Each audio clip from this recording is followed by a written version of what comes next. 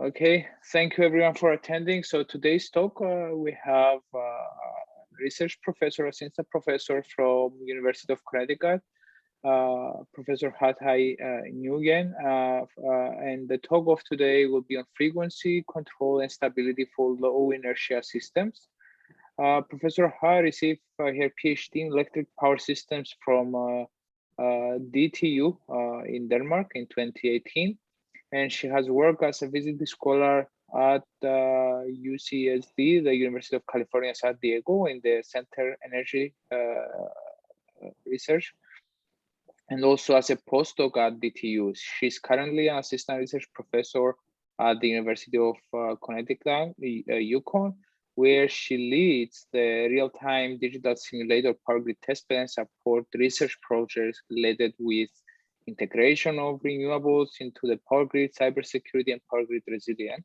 So therefore, her interests are in power system modeling, operation control, frequency stability, and control for all these highly penetrated renewable energy sources with low inertia, and also geographically distributed power hardening in the loop simulation. So the floor is yours. Looking forward to hear the interesting stuff that you do in your group. Yeah, thank you very much for the introduction. Today I'm gonna give a talk with the title Frequency Control and Stability for Low Inertia Systems. So this one is the agenda of my talk today. Thirdly, I'm gonna introduce the challenges and research opportunities for frequency in a low inertia system, and then I'm gonna present motivation and overview of the work of what I already done. And then I'm gonna present the system we model and validate in due time. And then I'm gonna propose the combination of synchronous condenser and synthetic inertia from wind power plant for frequency stability enhancement. And after that, power oscillation damping control will be introduced. And last but not least, its conclusions will be drawn. So you can see the power system are experiencing an energy transition from traditional power system to modern power system. And about traditional power system, it's based on a fossil fuel and using a synchronous generators. And from this figure, you can see synchronous generator electromagnetic connect to the power grid. So whenever something happens in the power grid, the synchronous generator can provide some support like inertial support, or even some auxiliary control like voltage or frequency control. And the other thing is a synchronous generator can provide short circuit power or short circuit currents during the force. So protection easy to detect, and also the short circuit power also have the voltage quickly recover. But in a modern power system, the system based on renewable energy sources like wind power plant or PV generation. So this one normally is converter-based generators, either connect fully through converter. So the wind or the solar generators will be decoupling by converters. So during something happen in the grid side, it can provide very small amount of inertia, like in case of wind DFIG type 3, here each partial connect with the grid side, or even no inertial support in case of PV or wind with the fully converter. And it's no inherent auxiliary control circuit like a synchronous generator for frequency or voltage control through excitation or governors, and also have a limit short circuit power because of limitation of power electronics devices converter. So the power, the energy transition makes the power system operate in low inertial conditions and cause many challenges for frequency stability and control, and also cause some oscillatory issues in the power system with the large scale power systems. So to understand frequency control stability in power system in low inertia system in particular, we talk a little bit about frequency regulation. So frequency in the system keep either at 50 hertz or 60 hertz, depend on the frequency we operate.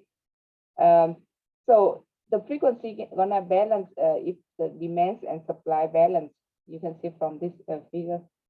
And according to Swing equation, the basic equation here, whenever have some an imbalance between the generation and the load or supply or demand, it's gonna cause a change in rotor speed, or it results in the change in frequency.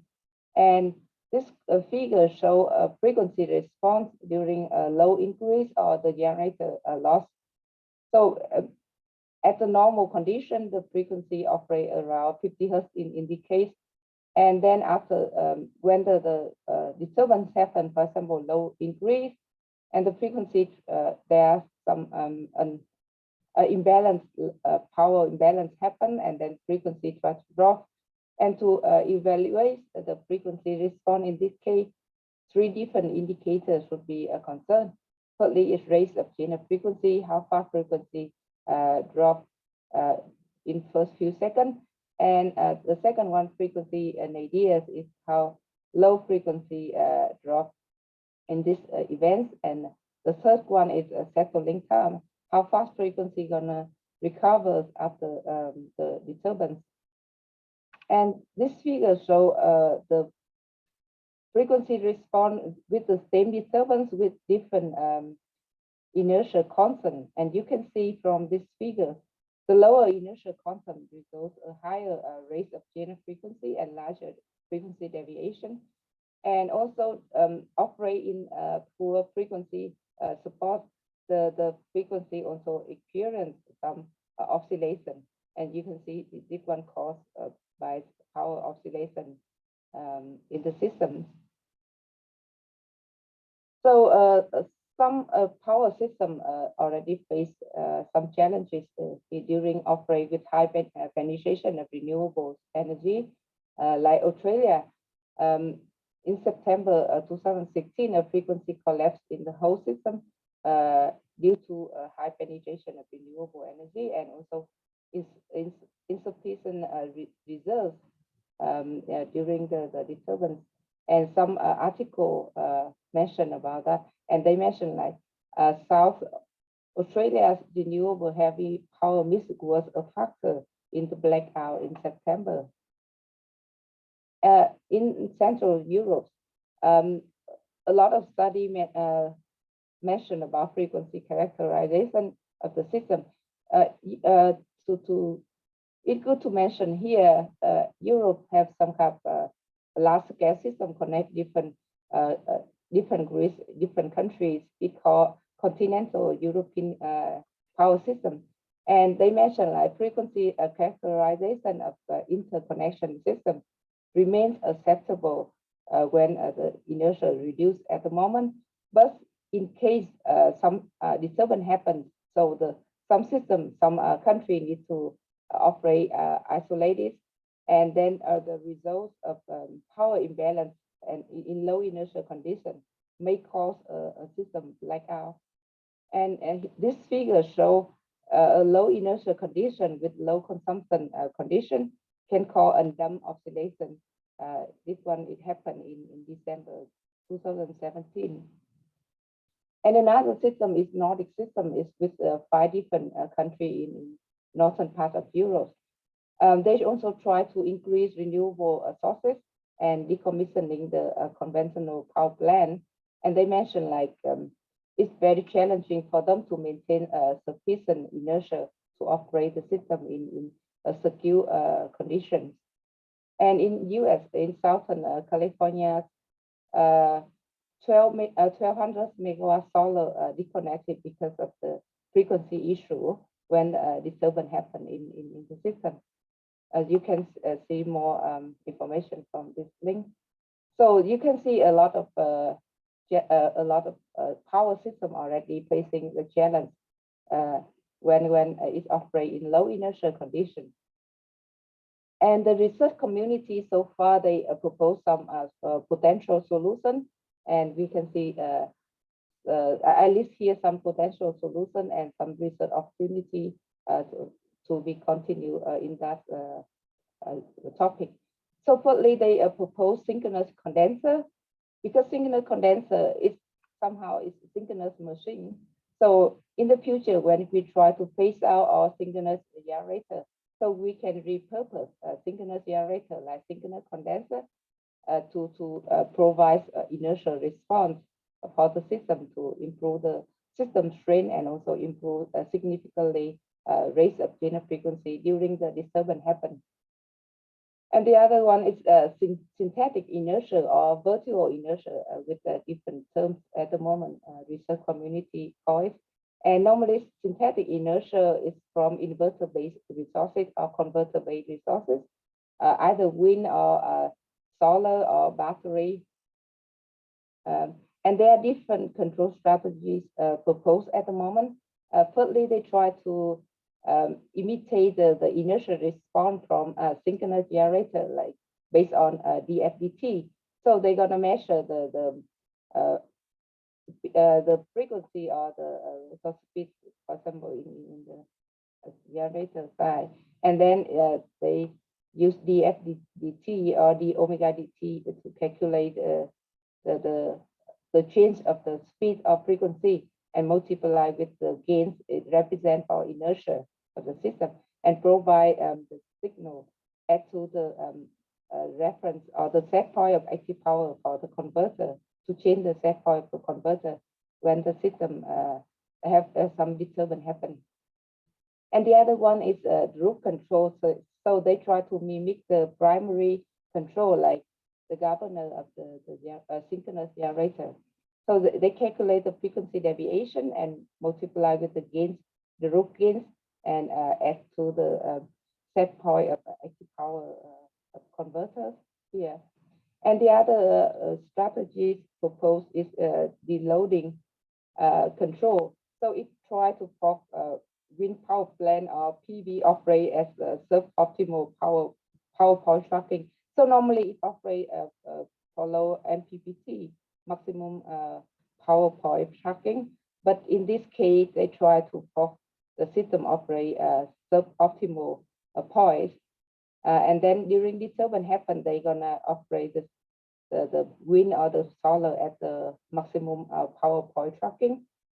This solution is not economical solution because the system always operates at suboptimal point. So that one is not get a lot of attention from the industry.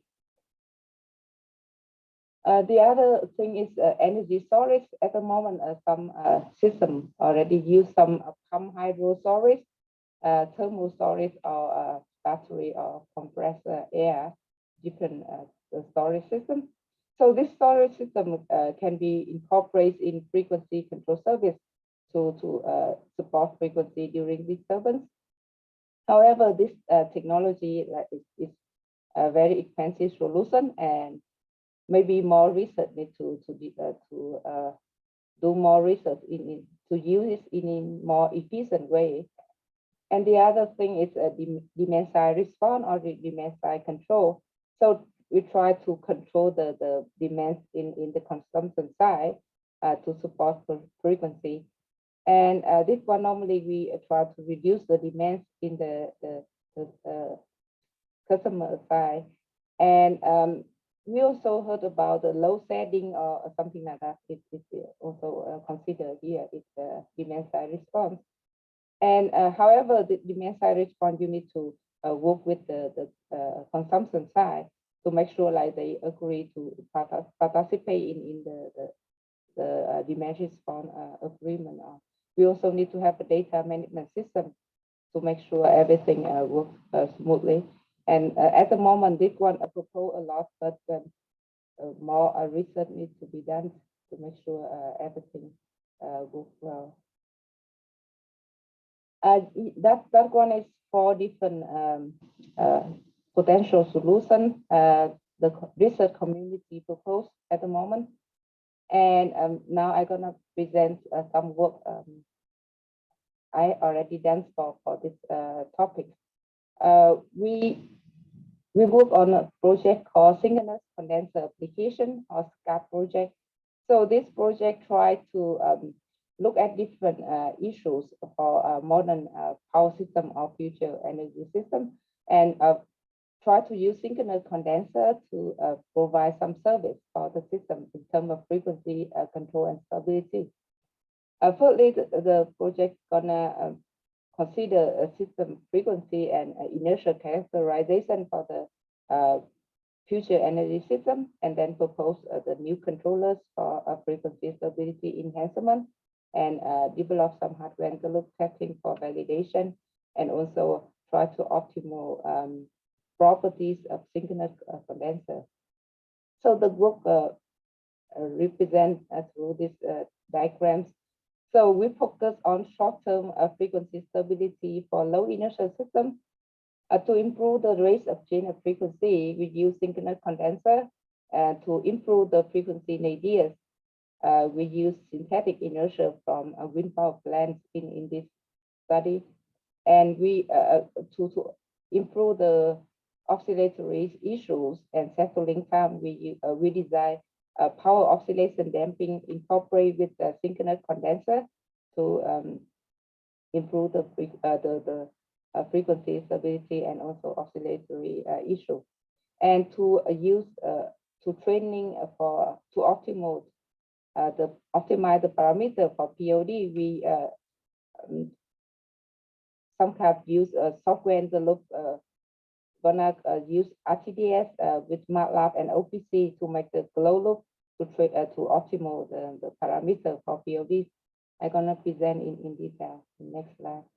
So in this study, we focus on short-term improvements. The system we apply is Danish power system, and the Danish government have ambitious targets for renewable energies, become independent in electricity and heating in terms of fossil fuels in 2035, and completely independent of fossil fuel in all sectors in 2050. So here is some information about offshore wind in the Danish system. So it's good to mention here the Danish system divided into two synchronous system. One is called Western Danish system. Is this area called DK1, and DK1 synchronized with the continental European system, and DK2 is synchronized with the Nordic system. And these two systems connect through one HVDC called Gray Bell here. And there are some HVDC interconnection in DK1 system, like connect to Norway, Sweden, or Netherlands, and so on. This is a diagram of high voltage power system of Western Danish power system, DK1 we call. So you can see it's some HVDC links to Norway with different technology, LCC HVDC or VSC HVDC, and two LCC HVDC links connect to Sweden, and one VSC HVDC link connect to Netherlands. And there's 4 different offshore winds, and 2 of them connect the same PCC point. So we model, you aggregate a model to model become one offshore wind here, and the other 2 here. And the system also interconnect with German side through SVAC here, and the onshore wind represented by one aggregate onshore wind here. There are 5 different synchronous generators in operation at the moment here, and in the future they try to phase out all 5 synchronous generators, and there are 3 synchronous condensers with the rest here. And basically, synchronous condenser at the moment exists in the system mainly for reactive power support for LCC HVDC. You can see here, and this one is for offshore wind. So after we get the data from the TSO called Indigenous Venice TSO, and then we model in RTDS, and then we also get some data from some events happen in this case the generator trip events, and this one is the parameter for frequency from PMUs they provide us, and then in simulation we create in simulation we create the same events, and we measure how close it is in terms of frequency response. And you can see here in terms of rates of change of frequency and frequency deviation, it's something similar. So we validate the system modeling with the real system through some data, historical data. And it is three scenarios they provide us. The first one is the base case. At that time, it's the normal operation condition with 5 synchronous generators in operation, and the loads here. This one is the center power from 5 synchronous generator and wind and also wind. This one is the amount of the and this power here is power flow transfer to Netherlands, Norway, Sweden, and DK2. And the second scenario is 3 synchronous generator in operation. So the load here, we calculate the load based on the base case, and in 10 years and 1 year increase 5%. So we calculate the loads in 10 years, the future scenarios.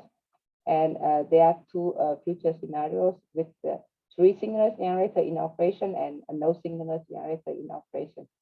About the synchronous generator here, we mentioned the local 5 different local synchronous generators. This one represent for German side still exist for whole scenarios. And then we try to model the system to see during disturbance what the system frequency response with and without synchronous condenser in operation. About synchronous condenser in operation, we mentioned here it's this one.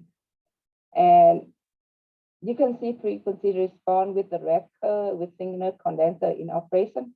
And this one is the rate of change of frequency. You can see with synchronous condenser in operation, the frequency response was stronger, and in terms of rate of change of frequency, it is better. During disturbance is 10% 10% low increase, and this one is how synchronous condenser respond during disturbance. You can see it provides some active power in terms of inertial response, and this one is how fast it provides the inertia dp/dt, so megawatt per second. So it's very fast. And we also get some PMUs measurement from a Tagela synchronous condenser in California during events between Mission Line trip. And this substation is 230 kV, and there are 2 synchronous condensers in that substation.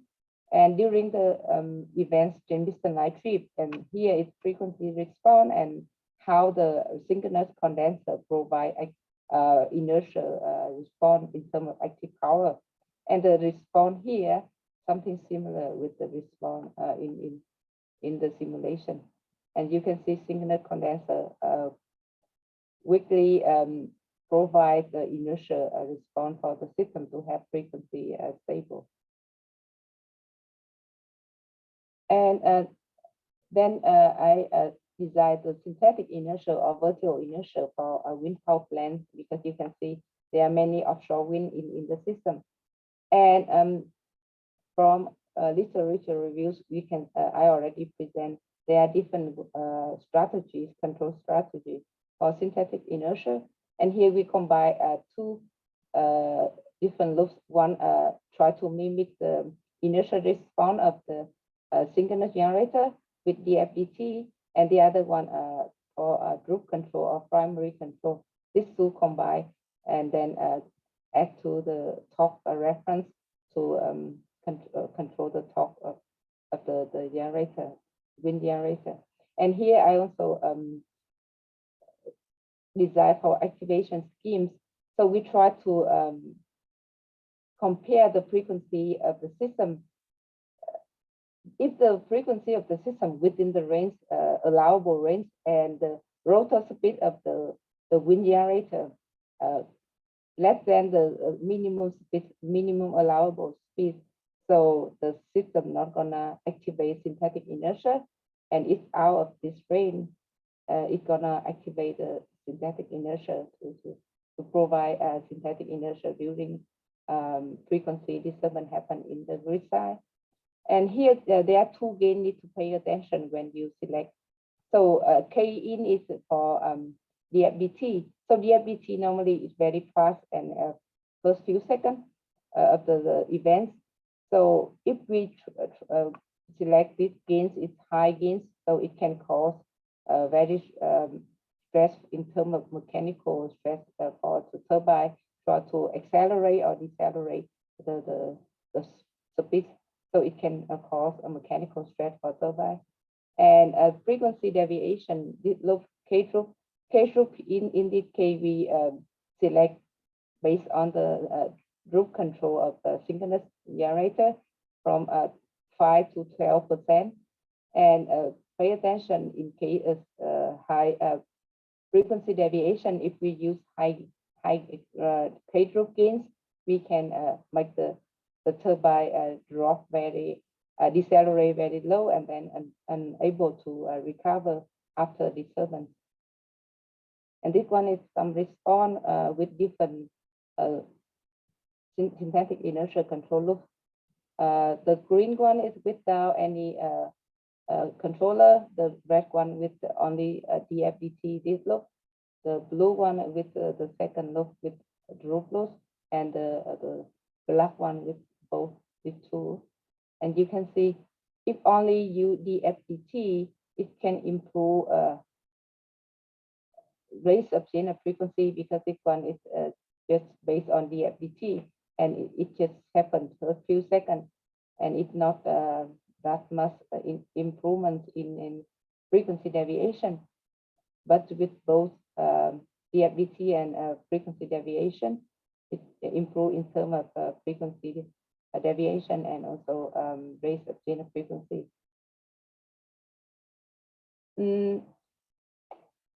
Another study, we try to phase out synchronous generator and push more synchronous condenser in the system to have more reactive power support and inertia support when we try to phase out a synchronous generator. And 3 more synchronous condenser in the system.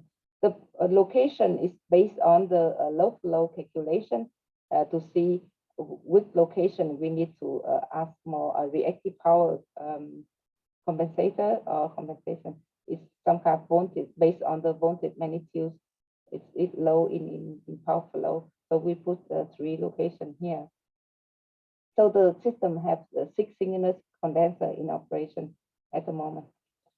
So we measure 3 different locations to make sure like the frequency at 3 different locations here synchronize together during the disturbance. And we combine synchronous condenser and synthetic inertia used for 3 offshore wind here. So in this case, it's the second scenario with 3 synchronous generator in operation and the same disturbance, 10% low increase disturbance. And here you can see frequency response with synthetic inertia, and synchronous condenser. So synthetic inertia can improve, but not that significant compared to combine a synchronous condenser and synthetic inertia. And if you pay attention with raise of chain frequency here, you can see if combine synchronous condenser and synthetic inertia, the DFDT significantly improve. And here I make the comparison how inertial support from a synchronous condenser and synthetic inertia from the wind. And you can see synchronous condenser support the inertia very high and very fast compared to wind. And in this case, the third scenarios, no local synchronous generator in operation and the same disturbance without the system three location frequency at three location not synchronized together, and after a while it collapsed, the frequency collapsed. But with synthetic inertia, the frequency is still at three location not that synchronized, and if the frequency experience a big oscillation, and after that is stable. And synthetic inertia and synchronous condenser combined, it can have the system more stable. And you can see frequency at three locations more synchronized with the combination of synchronous condenser and synthetic inertia. However, you can see it's under some oscillation in a frequency response. The other disturbance we consider here is three-phase short circuits, and after that, the low drift. Mentioned here, the force happened at this first, and then this low disconnect from the system. And how the frequency responded, one is without any control support for frequency control. So during the force, the frequency oscillate, and after that the low trip, and then because the low trip, the power imbalance, so frequency increase, and you can see the DFTT is very high, 3.5 hertz per second, very high. And with synthetic inertia in operation, and you can see frequency deviation is significantly improved, but frequency, the rate of change frequency not that much improved. With a synchronous condenser, only synchronous condenser in operation, you see the frequency deviation even goes, because it can explain here because the synchronous condenser has some absorb some active power to run some kind of, we call it power losses for synchronous condenser. So that's why it makes the frequency deviation a little bit higher than the without. And but if you pay attention with DFDT here, you see the DFDT significantly improved from without 3.5, here is around 2.5. It's significantly improved with synchronous condenser in operation. And the combination of synchronous condenser and synthetic inertia in operation is both frequency deviation and rate of general frequency improve. But also we also see some oscillation in frequency response here. So you can conclude that the synchronous condenser has faster response, so can improve the rate of general frequency significantly. Meanwhile, synthetic inertia a little bit slower, and it has to improve frequency deviation. And also the poor frequency control support may cause oscillation in frequency response, as you can see here. And to identify which components cause this oscillation in frequency response, we make a sensitivity analysis. Try to connect a major wind power plant, one case with connect with and without a major wind power plant, and the other case with and without synchronous condenser. And you can see frequency respond the same disturbance with and without major wind power plant. You can see the post consistency oscillation is highly reduced without the wind power plant. And with the synchronous condenser, the oscillation with and without the synchronous condenser look like the oscillation is the same, just only a phase delay. So somehow we can conclude it that converter-based generation indicate wind power plant cause the oscillation, is the main source for oscillation. And then we design the power oscillation damping incorporate with synchronous condenser, and this one is how the power oscillation damping control diagram. And we use frequency measurement and also the active power variation in the Thai life. And the POD basically designed based on this one because incorporate with synchronous condenser, and synchronous condenser can provide reactive power. So we can control the reactive power output of synchronous condenser. So we use POD to control reactive power output of synchronous condenser, and then we can control the burst voltage. And then the burst voltage from this three equations, you can see the active power transfer on transmission line, the Lowe's model is here frequency and voltage dependent, and FCC, APDC in the system, all of them depends on the frequency magnitudes here. So when we control the burst voltage, we can control the power, active power on transmission line, low or HVDC link, and then we can control the we can damp the oxidation. So we use software to look to optimize the parameter of POD here. So we have 5 different parameters of POD need to tune. So maximum the magnitude of K1, K2, and K3, and the least lag time constant here. When we tune this one, we try to tune magnitude and phase shift of the output of POD here. And the objective function we use genetic algorithm to optimize the parameter, try to maximize the damping ratio of the oscillation modes. So how it's gonna go here? So the whole system model in RTDS and POD as well, and then we call the disturbance, frequency disturbance in the system here, and then we collect the data frequency measurement basically through OPC, and OPC sent to MATLAB. And in MATLAB, when we collect the frequency measurement, for example, here the frequency during disturbance here, then we use a polynomial to separate the oscillation components. So we subject the fundamental components, and then we get the oscillation components.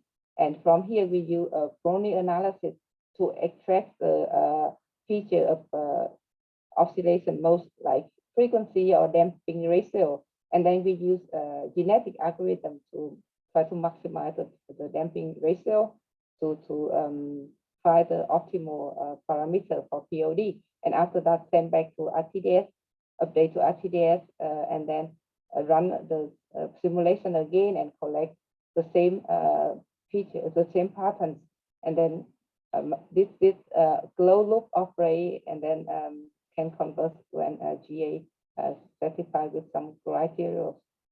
For example, in this case, the dominates eigenvalues, this one, and the damping ratio here, and oscillation frequency. It is from this parameter it gets from Brownian analysis, and then after that, this one use genetic algorithm to train the parameter. And we apply for POD with the incorporate with the synchronous condenser, and also measure at different location. And here is how system responds during a low increase. And you can see here the reactive power of synchronous condenser when we use power oscillation damping with parameter optimized by GA. So we also try to implement PSS power of power stability stabilize power system stabilizer. Sorry, PSS, the normal, the traditional PSS, and how this PSS operate in this situation. And you can see here, without any power oscillation damping, so synchronous generator try to, during disturbance, synchronous condenser try to provide more reactive power to keep the voltage balance, get the voltage as low as 1 P used here. But with PSS, it also have damping a little bit, and it's just somehow keep the reactive power output of synchronous condenser at the same level as before, and the voltage here it dropped because of the disturbance happens. But with the POD GA, we can see in this case, signal condenser try to absorb or reduce the reactive power output to reduce the voltage a little bit. Of course, the voltage here make sure always operate in the allowable term from 0.9 to 1.1 here. So the signal condenser try to absorb or reduce reactive power to reduce the voltage a little bit, and then voltage reduce it makes the power on transmission line or LCC, FVDC or the low degree a little bit, and it have frequency response improve significantly in terms of oscillation and also frequency deviation. And how the frequency response here with and without POD and with the PSF. And this one is information of dominant modes from Brownian analysis. Without, you can see the damping ratio very small, and with the POD is significantly improved. And the frequency native also significantly improves, and time settling time also. And the other case is a three-phase short circuit disturbance, and the low the same disturbance like before. And we can see in this case the system almost collapsed. And this scenario is a no synchronous generator in operation. And with the POD, the system can undergoes the oscillation a little bit and then get stable. So it can summarize, have more power converters in operation. In a power system can cause oxidation in frequency response, and POD controllers incorporate with the synchronous condenser can help to damp the oscillation and also enhance frequency performance. And software in the loop can have control engineers to save more time, and also can offer the optimal solution for control parameters. And this is the conclusion of my presentation. So you can see a combination of signal condenser and synthetic inertia can have to improve rates of change of frequency deviation. And if we incorporate power oscillation damping, it also have to damp the oscillation and improve the settling time of frequency response. And we can build the software in the loop to optimize the parameter of the controller. Yeah, I think that's all for my presentation. Thank you, Ha. Thank you. I think if anybody has any question, can raise his or her hand, and then could easily, yeah, let me, Shahab Ahmed, yes. Professor Shahab has a question, so. Thank you, Professor Ha, for sharing your presentation. I have a quick question. So you could, the oscillation that you found, do you think it's something that can be addressed by coordination between the synthetic inertia and the synchronous condenser? I believe right now you're operating them separately, right? So you have local controllers at the synchronous condenser, local controllers for synthetic inertia control, controllers interface through power electronics, but there's no communication between them, right? Yeah, no, because power oscillation damping incorporate with synchronous condenser, and synthetic inertia is for a wind farm. So that one is at the moment operate independently. Yeah, so virtual power plants are something people are looking at the mainly at the distribution level, but I think maybe even at the transmission level you can, maybe this is something that can be of interest, right? You have these distributed resources around your plant, so yeah. It would be very interesting to see what advantages you can get by adding a communication system between these devices. And then Harris can work on the cybersecurity aspects of that. So yeah, for virtual power plant, basically the converter-based generator, and I'm thinking gonna use synthetic inertia and power oscillation damping in the same form. Incorporate with virtual power plant. It also 1K can do Yes.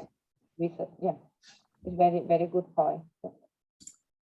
So to elaborate on this point, one question I had is, you talk a little bit about the synchronous condenser in this Danish system that you model, and then you had some data from the ISO. So can you elaborate a little bit on the selection of where to have these condensers, right? You mentioned about power flow and how it be used to select, but from the cybersecurity standpoint, right? It would be also interesting to see, right, whether this, selection of attacks in terms of sensors and nodes makes a lot of difference in terms of how to lose observability of your measurements, etc. So coming back from the operational point of view, right? Can you elaborate a bit of how PF or power flow is used to select these locations? So in power flow calculation here, after we try to phase out all the synchronous generator, the local one here, 5 different one here, and then we calculate the power flow of the system, the whole system. Of course, represent, like, for example, in power flow calculation, we just represent different nodes here, and then we calculate with that scenario, with that power output from different component, different, for example, Germany side, Netherlands side, or Switzerland side, something like that. And then that scenarios and which bus is have low voltage magnitudes, and at that time, the location of synchronous generators here just based on the reactive power requirements. So the location with low voltage magnitude in that power flow calculation, we try to put a synchronous condenser at that buses, the buses with low voltage magnitudes. And it also makes sense because you see from this point, this one, when we phase out this synchronous generator, so reactive power support from this one is also lost. And then we, of course, we gonna make this one. So it's a little bit empirically how you install. I mean, it's not something methodological, right? It's a little bit empirically of how to decide in terms of installation, right? Yeah, I mean, so far we just consider reactive power requirement needed in the system. Okay. But you can apply some other criteria or standard for that. Yeah, it depends on your objective. So thank you. Yanis has a question. I think you can talk right now, Yanis. Yeah. Thank you for the presentation. I have a question. So mainly what you are proposing here is to use the condenser plus the dampening plus the virtual inertia as a grid following. So you are trying to use all those mechanisms in a grid following system. So since everybody is talking right now about grid forming inverters, which are going to operate different from these things, what are the advantages and what are the disadvantages for what you are proposing from your methodology? Because the condenser will not be available in a distribution site or the distribution side. So, and we also know that they are more expensive. We also know that they introduce frequency oscillations too. So how is this going to work in a grid forming site? Yeah, it's a good question. I mean, at this system, we apply for a high voltage level. It's basically for transmission system. But and for the wind, offshore wind, everything at the moment is operate at the grid following most. But in the future and at the moment, it's very common for grid forming converter, right? And especially in distribution system, a lot of DR integration and then how to operate, how to incorporate this power oscillation or damping, or even synthetic inertia for in distribution system. And thirdly, talk about the grid forming converter. So if you operate grid forming converter and grid following converter, it's different. Like just form the frequency and voltage, and grid forming converter is operate exactly like synchronous generator. And if you can put power oscillation damping in the, you definitely can put power oscillation damping in grid forming converter. It even I think even go better with the grid forming converter. And grid following, like you should try to control the PQ output from grid following, and at that time we change the active power or P set point through the synthetic inertia, or if you incorporate a POD, you also change the output, either Q or P. It depends on your principle to control here. For signal condenser, for POD signal condenser here, I control the reactive power, and grid following, definitely if you apply for grid following, you can control for reactive power. And if grid forming, instead of control the Q, you control the V, right? Yes. Yeah. So Yeah. I think just the way when you apply the grid following, grid forming. So firstly, you need to know grid following, you control PQ output. Grid forming, you control VF, and then you can apply POD in this case for voltage control, voltage set point in grid following, grid forming, sorry, and also frequency for grid for synthetic inertia for grid forming. And in grid following, it's quite straightforward. You control, you add more signal for POD, you add more signal for Q set point.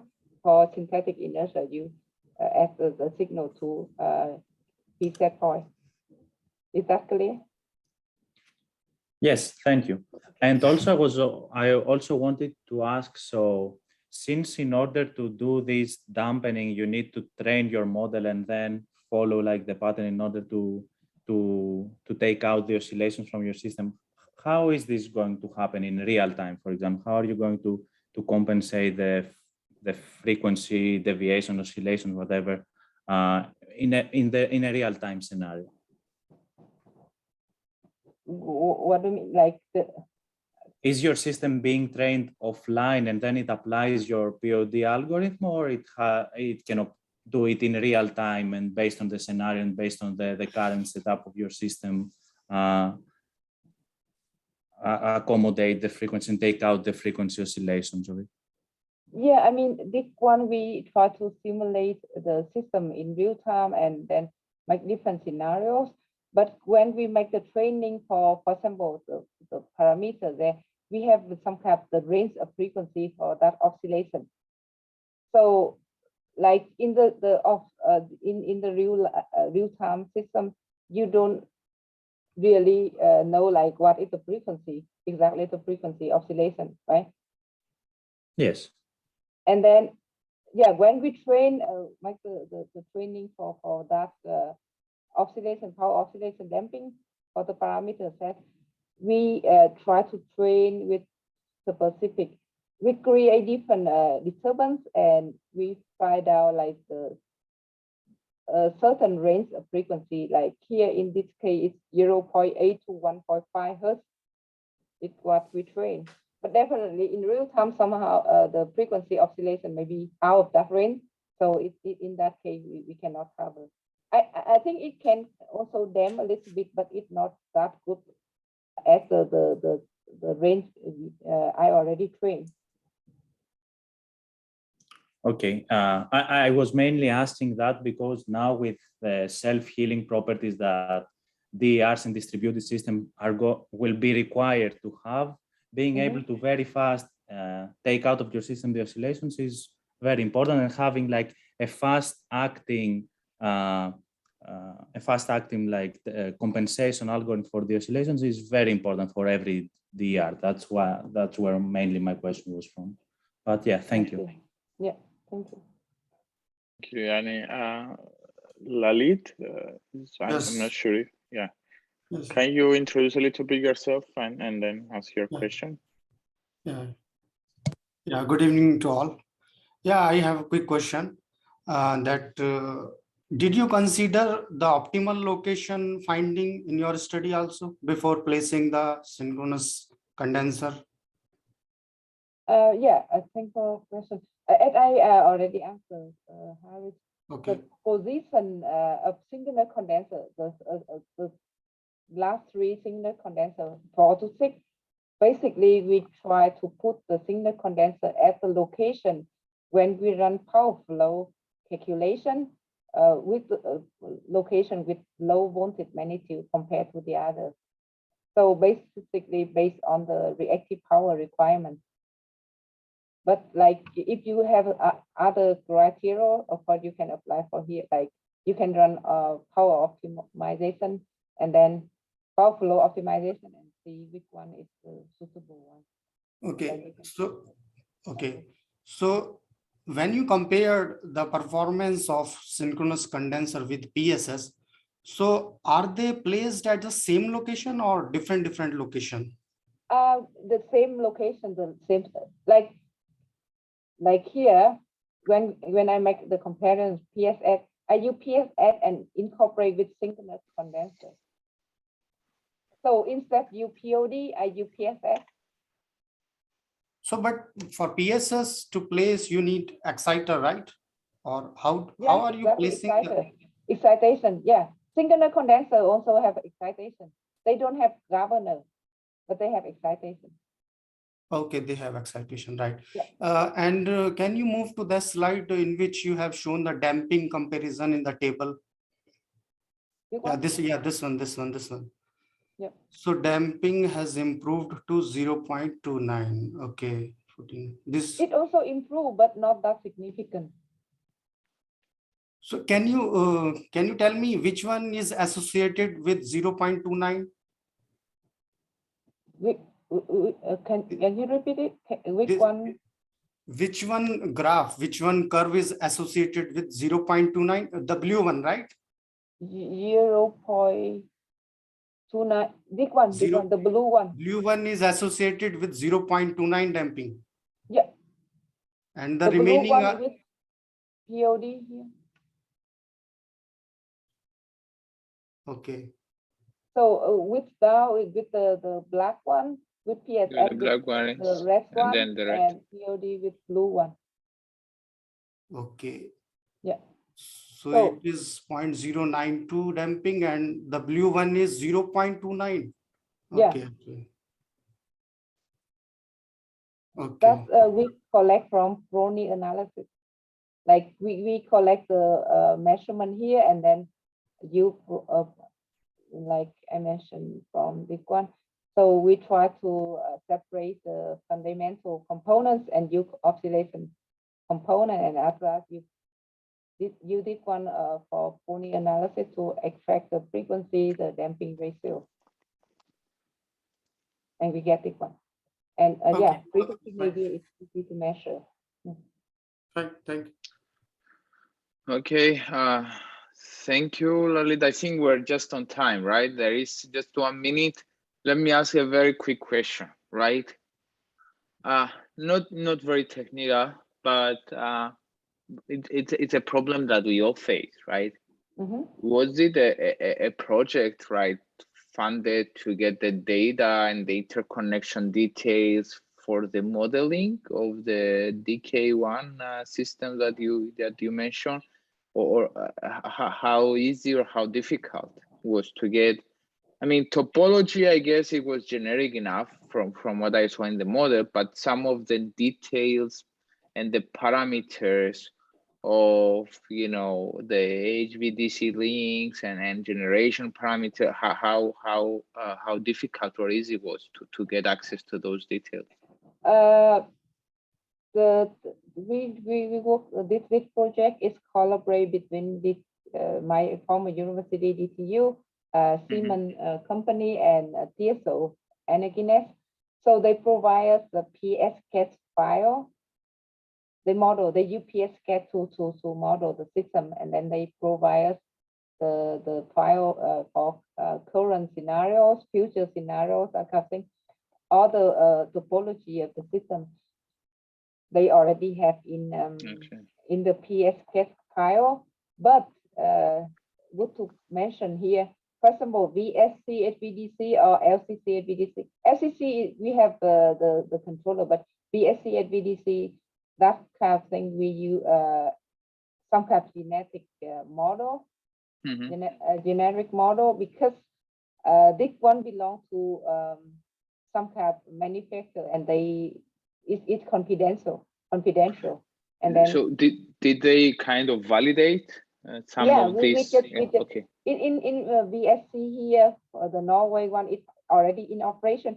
At the time, Netherlands is still under construction, so we cannot validate. But Norway one, we model that one, and then we validate based on some events like for a 3-phase short circuit or something happen, and then we see how the VSC HVDC respond in that case, and we make the comparison like frequency validation in this because some confidential, so I cannot show all of them. yeah, of course. Okay. We validate all the data they can provide, but for converter control, it's confidential. We just use the generic model and then validate based on the events. Yeah. Okay. Thank you, Ha, again for your time and the presentation of your work. I thank you everyone for attending. We will talk offline, of course, and again, thank you. I know it's early there, but again, thank you for your time and the very interesting insights. Thank you again. My pleasure. And thank you everyone for your time as well. Thank you. Take care. Bye-bye. Yeah. Bye-bye.